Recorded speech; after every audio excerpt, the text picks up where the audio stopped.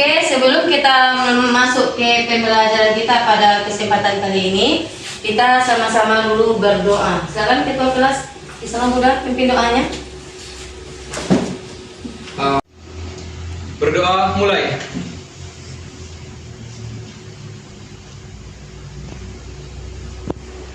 Berdoa selesai. Baiklah, anak-anak semuanya, kita lihat dulu kehadirannya. Ada hadir semuanya? Hadir. Alhamdulillah. Kita tengok. Islam Buddha. Hadir, Bu. Didik. Siap, hadir, Bu. Hidayat. Hadir, Bu.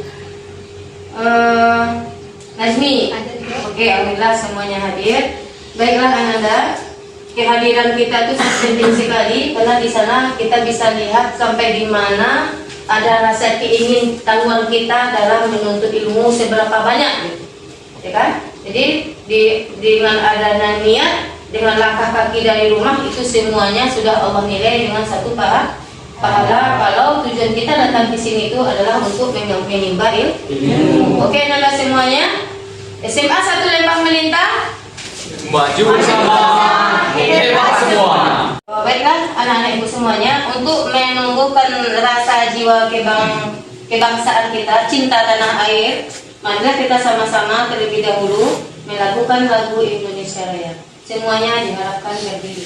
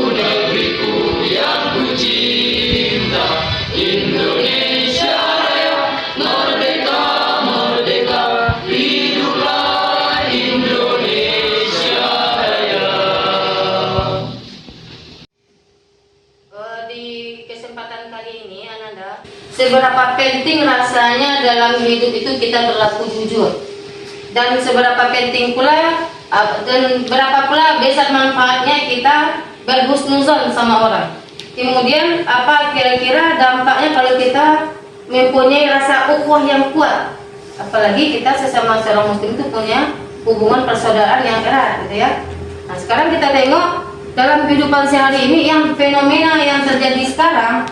Banyak orang-orang yang betul-betul kalau kita perhatikan tidak ada sedikit pun rasa manusiawinya, mau membunuh, memukul, mencincang-cincang, padahal itu darah dagingnya sendiri. Jadi dari itu, kira-kira dari gambaran tadi yang nampak sama kita, apa yang kurang di situ? Rasa apa yang kurang dalam dirinya itu? Tidak ada rasa manusiawinya, padahal dia manusia itu, ya kan? Dikatakan nanti mereka kurang pendidikan agama, mereka dari kecil disekolahkan sekolah agama. Tapi faktanya sekarang banyak penyimpangan gitu. Apa itu penyebabnya kira-kira? Kurang padatnya pengetahuan dia dalam mendalami agama. Cuma sepintas saja dia tahu, nggak didalami. Agama itu nggak bisa seperti itu. Sholat itu kalau hanya sekedar ruku dan sujud, otomatis yang dia kerjakan itu ya sepintas ruku dan sujud aja, maknanya ke dirinya nggak ada. Maksiat jalan juga, perilaku kotor, jahat, mulut berkata-kata kotor jalan juga, iri dengki jalan juga. Kenapa? Tertanam dalam jiwa. Kalau sudah tertanam nanti baru sesuai dengan tuntunan dalam Al-Quran. Bismillahirrahmanirrahim. Innas sholata tanha anil fahsya'i. Nah itu dia, sholat itu mampu mencegah dari kita dari perbuatan keji dan kalau belum tercegah, tanda tanya besar. Bagaimana sholat Anda selama ini? Sholat itu tiang, sholatu imadun. Nah itu dia, imaduddin. Sholat itu tiang. Kalau tiangnya rapuh, otomatis agamanya akan hancur sendiri. Jadi Ananda semuanya pelajari agama itu betul-betul. Jangan cukupkan hanya belajar di formal ini saja, bisa juga Ananda nanti belajar di informal. Oke? Kita apa lagi? Ingat, sebelum kita lanjut materi kita yang akan kita bahas sekarang, kita ingat dulu materi kita yang berlalu. Coba masih ingat? Oke, Ananda berdiri sampaikan apa materi kita yang kemarin. Materi kita yang kemarin yaitu membahas mengenai jujur. Jujur adalah kesesuaian antara ucapan dan perbuatan dan informasi dengan kenyataan. Oke, betul itu? Betul. Nah, kita berikan aplausnya dulu. Nah, kemarin kita bahas materinya tentang jujur. Udah jujur kan? Belum. Berusaha ya gitu. Kita step by step. Kalau belum niat hati ada ingin jujur, kita apakah kita bikinlah perilaku bagaimana yang jujur itu, terutama jujur dengan diri sendiri. Nah, dengan Allah kita pun harus jujur, ya kan, apalagi dengan diri sendiri. Oke, Nanda. Sebelum kita masuk ke penjelasan materi, kita lihat dulu di sini tujuan dari pembelajaran kita. Kita materinya sekarang kita ambil adalah ukhuwah, kemudian husnuzon, ya kan? Husnuzon itu apa? Lawan dari husnuzon? Suudzon. Sekarang ukhuwah, itu artinya? Nah, sekarang tujuannya apa? Yang pertama, kita pahami dulu makna ayat yang berhubungan dengan materi kita nanti. Yang kedua, kita identifikasi nanti kira-kira apa hukum tajuk yang ada di dalam. Kita bisa menunjukkan perilaku husnuzon itu dalam kehidupan sehari-hari. Misalnya kita menampilkan perilaku husnuzon, atau mungkin selama ini kita suudzon aja gitu, ya kan? Nah, kita harus harus mampu menampilkan perilaku ini. Kemudian rasa ukhuwah sebagai seorang muslim itu ada nggak dalam diri kita? Ibaratnya orang muslim itu ibarat satu bangunan, masih ingat? Kalau yang satu sakit, yang anggota badan yang lain pun akan merasakan sakit. Nah, seperti itulah ukhuwah dalam Islam. Nah, itu yang harus kita tanamkan dalam diri. Itulah pencapaian kita untuk hari ini ya. Dari kita, husnuzon. Lawannya apa? Suudzon. Sebagai seorang muslim, jiwa husnuzon inilah yang harus kita tanamkan dalam diri. Kalau terlalu banyak kita suudzon, ujung-ujungnya apa? Merugikan diri kita sendiri, atau mungkin gara-gara kita terjadilah suatu konflik, misalnya bisa jadi itu pemicu nanti gara-gara sifat suudzon. Nah, sekarang kita tengok gambar di sini. Ananda nampak gambarnya? Ini gambar ini, silakan Ananda analisa kira-kira apa dan kenapa dan apa solusinya. Nah, silakan Ananda cari. Ibu kasih waktunya 2 menit. Nanti Ibu minta siapa yang sudah siap langsung dia tampilkan hasil dari gambar ini. Oke? Siapa? Yang pertama yang akan menyampaikan. Nah, silakan.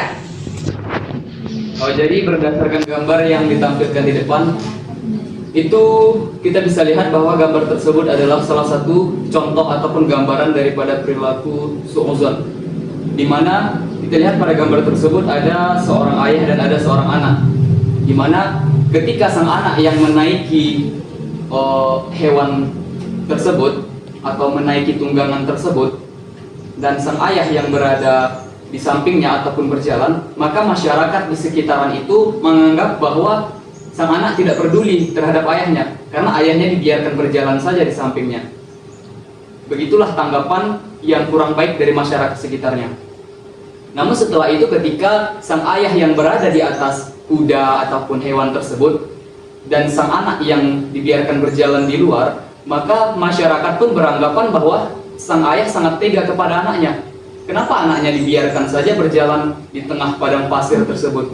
Berpikir bahwa sang anak dan ayah tersebut tidak menyayangi. Mereka beranggapan bahwa hewan itu tersiksa dan sang ayah dan anak itu tidak mempunyai empati terhadap hewan itu. Jadi itulah gambaran daripada gambaran mengenai foto tersebut. Adapun solusinya yaitu bagaimanapun kita berperilaku, kalau memang pandangan orang itu buruk terhadap kita, maka kita akan tetap terlihat buruk bagaimanapun kondisi dan keadaan kita. Selalu berpikiran positif, kita selalu berpikiran yang baik terhadap apa yang kita lihat. Karena sesungguhnya yang kita lihat itu hanya sesuai dengan visual saja, belum tentu keadaan yang sebenarnya terjadi sesuai dengan fakta ataupun realita. Jadi mungkin itu gambaran yang dapat saya jelaskan atau definisinya. Sekian, terima kasih Bu. Oke Nanda, aplaus dulu. Bagus sekali penjelasannya. Sekarang kita minta lagi dari sini satu orang lagi. Gambar tersebut saya mendefinisikan tanggapan masyarakat terhadap orang tua dan anaknya yang menunggangi kerbau. Bisa jadi masyarakat itu berpikiran husnuzon, bisa juga suuzon. Mengapa masyarakat itu bisa berpikiran husnuzon? Kita tidak boleh berpikiran suuzon terhadap apa saja yang kita lihat. Karena berpikiran suuzon itu terkadang memberikan kerugian terhadap diri kita sendiri dan terhadap orang lain. Ya, terus dulu. Oke, berangin Ananda menyampaikan itu udah plus itu ya. Karena untuk ngomong itu susah. Kita tengok gambar ini, ya kan? Berdasarkan tadi pendapat dari Ananda masing-masing itu udah bagus sekali. Mereka akan menguji bagaimana tanggapan masyarakat terhadap mereka, ya kan? Apakah masyarakat selalu berhusnuzon atau bagaimana? Rupanya fakta yang terjadi apa? Kebanyakan mereka suuzon. Padahal mereka, apakah mereka memang ingin menganiaya binatang itu? Ya. Tidak. Apakah si ayah benci dengan anaknya yang anak berjalan? Ya. Tidak. Atau malah sebaliknya? Tidak sama sekali. Makanya sebagai seorang muslim itu pribadi suuzon itu yang harus kita kurangi dalam diri. Kenapa? Ujung-ujungnya nanti perilaku yang kita lakukan itu bisa menghapus amalan kita yang baik. Seperti api yang menghabiskan kayu bakar. Kita nggak mau seperti itu. Jadi apapun perilaku orang terhadap kita, berhusnuzon dulu lah, ya kan? Sebelum kita ketahui yang sebenarnya. Jangan langsung kita suuzon gitu. Ini contohnya. Padahal mereka nggak seperti ini. Naik mereka berdua. Memang ini tunggangannya. Apa jawab kata masyarakat? Nggak punya hati. Masa ini binatangnya kecil kayak gini dinaikin berdua? Jelas, langsung suuzon orang. Yang kedua, kata si anak, ayah aja yang naik. Biar saya ya nontonnya. Mereka tuntunlah domba ini. Ini domba ya, bukan kerbau. Ini ketahuan kali nih anak-anak nggak tahu yang kerbau yang domba. Kambing. Domba tuh di atas kambing lagi kan di bawah kuda, ya kan? Naik si ayah. Mereka naik, apa kata orang? Ini ayah nggak punya hati. Masa anaknya di bawah dia naik? Masih suuzon. Mereka tes lagi, naik si ayah yang bawa. Apa kata masyarakat? Anak yang enggak ada sopan santunnya. Gini tuanya orang tuanya, kenapa ada orang tuanya jalan? Masih suuzon. Kemudian lagi mereka sama-sama jalan. Apa katanya? Ada kendaraan enggak ditunggangi. Jadi semuanya serba salah. Itu yang perilaku suuzon itu yang harus kita buang dalam diri kita. Kita anggap aja, kenapa mereka jalan? Mungkin kendaraannya lagi kurang tidak mampu mereka kan husnuzon kita. Kenapa anaknya naik? Mungkin anaknya kurang sehat, makanya ayahnya yang jalan. Seperti orang, nggak akan ada beban di sini. Tapi kalau setiap ada suuzon, pasti paling nggak feeling itu berkerut, hati itu nggak tenang, pikiran kita kemana-mana. Ujung-ujungnya apa? Ibadah kita berangsur-angsur akan habis oleh perilaku kita sendiri. Ya Nanda, perilaku husnuzon lah. Itu dia ya. Kita perhatikan ayat ini. Ini surah Al-Hujurat ayat 12. Silakan Anda baca. A'udzu billahi minasyaitonir rajim. Bismillahirrahmanirrahim.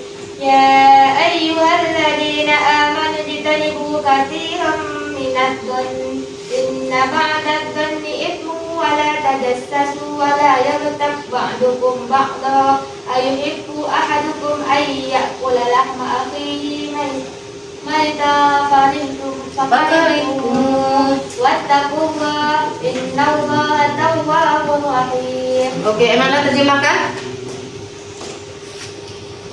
Hai orang-orang yang beriman, jauhilah yang Allah Maha Pemberi Taubat lagi Maha Penyayang.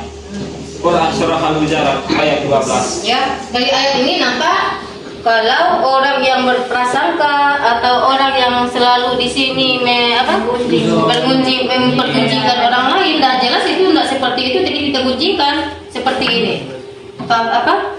Seperti memakan bangkai saudaranya yang telah menjadi mayat. Seperti itulah perumpamaan Allah berikan. Saking bencinya itu Allah kepada orang yang suka bergunjing. Selanjutnya, sekarang kita tengok amanu. Siapa dapat apa?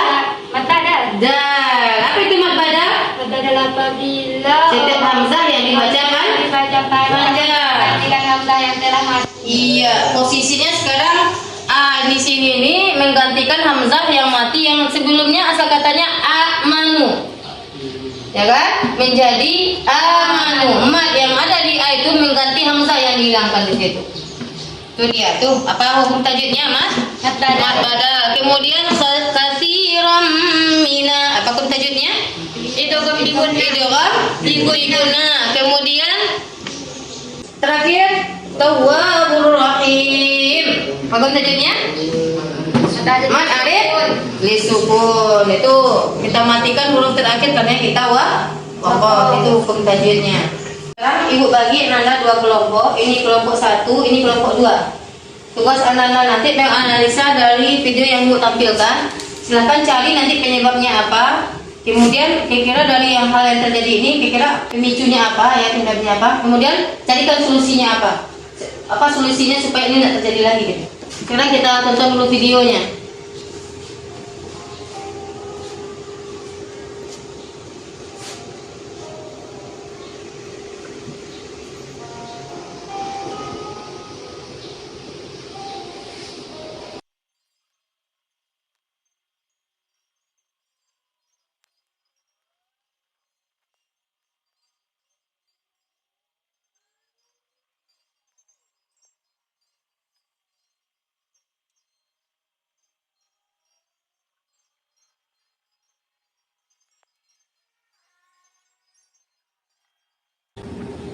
Oke, silakan Anda kerjakan sekarang. Buka waktunya 3 menit. Silakan kumpulkan dengan kelompok.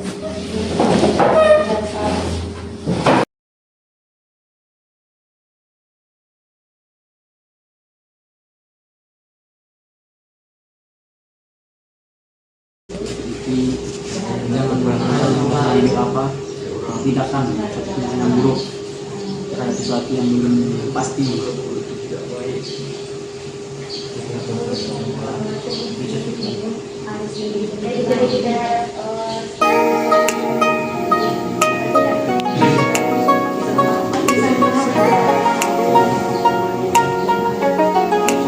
Mungkin solusinya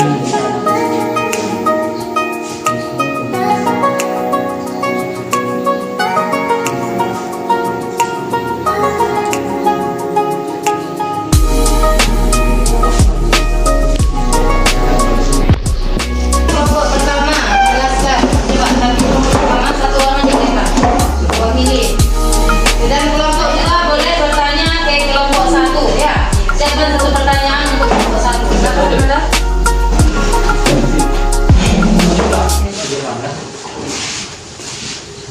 Baiklah, assalamualaikum warahmatullahi wabarakatuh. Perkenalkan, saya Ihsan Huda S dari perwakilan kelompok 1. Adapun hasil dari analisa ataupun diskusi dari kelompok 1 ialah berdasarkan gambar atau video tersebut.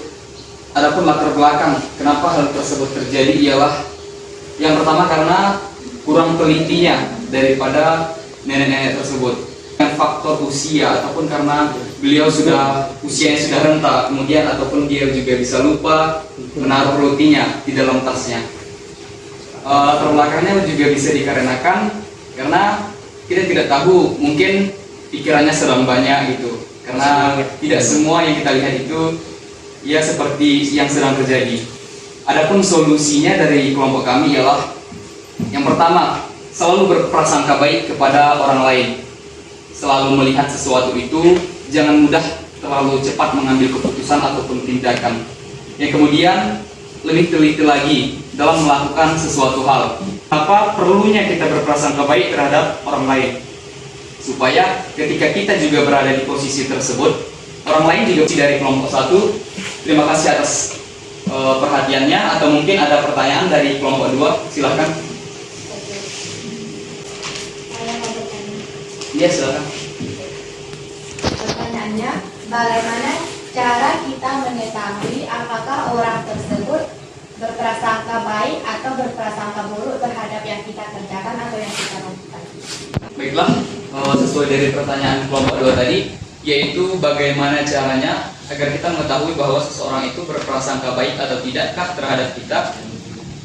Sebenarnya spesifik saja, kita tidak bisa mengetahui secara pasti apakah orang tersebut berprasangka baik atau buruk kepada kita, karena sesungguhnya pemikiran orang itu tidak bisa kita terka, karena itu adalah sesuatu yang berada di luar kendali kita. Namun ada hal yang membuat kita bisa memanipulasi, ibaratnya seseorang itu bisa berprasangka baik terhadap kita dengan cara melakukan perilaku-perilaku yang baik, melakukan suatu perbuatan-perbuatan yang positif, sehingga kalau kita sudah berbuat positif, tentu pandangan orang lain terhadap kita itu akan positif juga.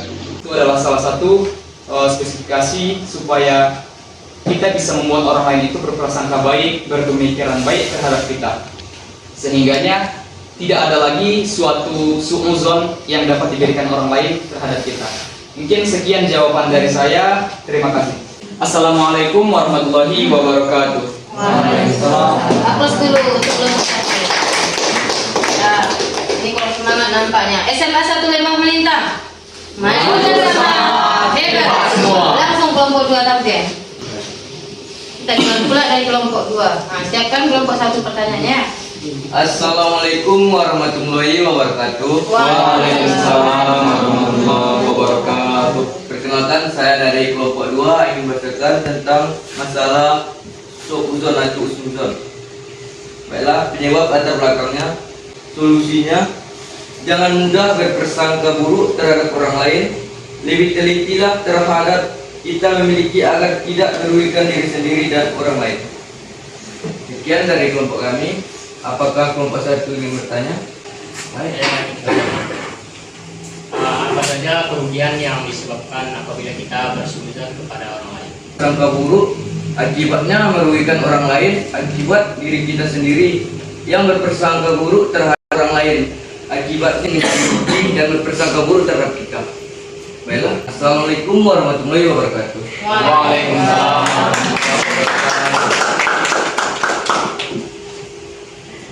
Oke, dari yang Anda sampaikan tadi dari kelompok 1, kelompok 2 sudah jelas di sana bahwa asal muasal jiwa suuzon dalam diri itu memang ada juga pengaruhnya dari kebiasaan kita sebelumnya.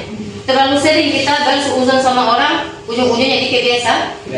Jadi gimana? Berpositif thinking lah terus.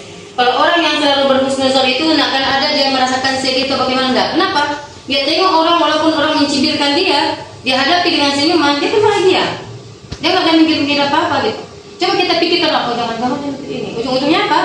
Jadi pikiran buat kita. Ketenangan jiwa tidak kita dapatkan lagi. Makanya kita tampilkan perilaku husnuzon itu dalam keseharian kita supaya apa? Supaya kita menjalani hidup itu dengan tenang. Nggak ada beban lagi dalam pikiran kita seperti itu. Oke? Kemudian dari materi kita husnuzon itu jelas bahwa seorang muslim itu kembali jujur ya, jujur, harus berperilaku jujur. Sekarang harus berperilaku berprasangka baik. Selanjutnya adalah ukhuwah ya, ukhuwah itu ingat siapa? Ingat masih materi ukhuwah? Saudaraan. Persaudaraan kita dengan sesama manusia, dengan saudara manusia yang apa namanya itu? Ukhuwah Islamiyah. Kemudian persaudaraan dengan yang setanah air, apa istilahnya? Ukhuwah Watonia.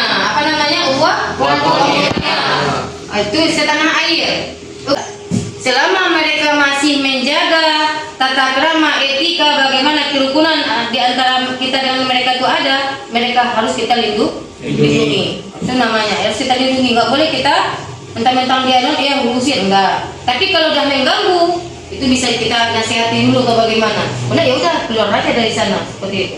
Kata ini tadi, siapa satu orang yang bisa menyimpulkan apa itu ukhuwah, apa itu husnuzon, apa itu ukhuwah? Yuk, satu orang, siapa bisa menjelaskan? Ukhuwah itu adalah persaudaraan yang terbagi atas 3, yaitu ukhuwah Islamiyah atau persaudaraan sesama Muslim, ukhuwah watoniyah atau persaudaraan setanah air, dan ukhuwah insaniyah atau persaudaraan sesama manusia. Suatu prasangka baik yang kita lakukan terhadap diri sendiri, terhadap orang lain, dan tentunya juga terhadap pencipta kita yaitu Allah SWT. Oke, apa dulu? Ya. Oke, anak semuanya, itu Anda sudah menyimpulkan tadi dari materi kita pada hari ini. Mudah-mudahan materi kita ini bisa Anda praktekkan dalam kehidupan sehari-hari. Yang pertama, materi yang lalu tentang jujur, bersikap jujurlah. Mulailah dari hari ini untuk berperilaku jujur. Kemudian tidak berprasangka buruk selalu sama orang. Berhusnuzonlah. Kenapa? Itu akan membuat diri kita semakin tenang dalam menjalani hidup. Kemudian pererat ukhuwah itu, apalagi ukhuwah Islamiyah. Kenapa? Di tanda-tanda akhir zaman itu kurangnya rasa persaudaraan sesama Muslim. Itu tanda-tanda akhir zaman. Oke, Nanda, sebelum kita tutup pelajaran kita pada siang hari ini, kita silakan dulu satu orang memimpin doa. Ketua, silakan. Siap, gerak. Komat, gerak. Tegak, gerak. Berdoa, mulai.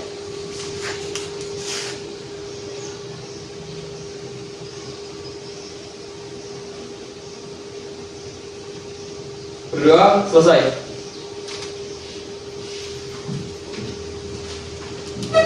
Baiklah, kita sudahi pertemuan kita pada siang hari ini dengan membacakan salam. Assalamualaikum warahmatullahi wabarakatuh. Waalaikumsalam warahmatullahi wabarakatuh.